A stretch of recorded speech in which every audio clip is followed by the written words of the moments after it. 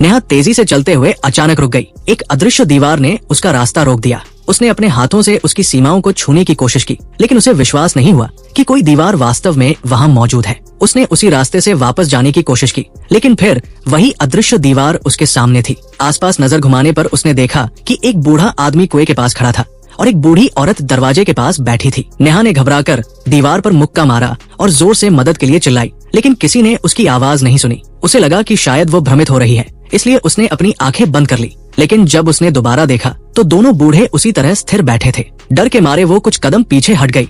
अगले दिन उसने अपनी दूरबीन उठाई और देखा कि वे दोनों बूढ़े अब भी नहीं हिले थे। वे मरे हुए लग रहे थे। नेहा ने हिम्मत जुटाकर फिर से आगे बढ़ने की कोशिश की, लेकिन अदृश्य दीवार से टकरा गई। उसकी कार बुरी तरह क्षतिग्रस्त हो गई और टक्कर से उसका सिर भी खून से भर गया। उसने फिर से दीवार को छुआ, लेकिन अब उसे एहसास हुआ कि वो जंगल में फंस चुकी थी। हर दिन वो घाटी में जाकर उस अदृश्य दीवार को तोड़ने की कोशिश करती, लेकिन उसे बाहर निकलने का कोई रास्ता नहीं मिलता। एक दिन उसने अपनी कार में बैठकर नक्शा देखा और किसी नई दिशा में जाने की कोशिश की, लेकिन जैसे ही वो आगे बढ़ी, फिर वही अदृश्य दीवार उसके सामने आ गई।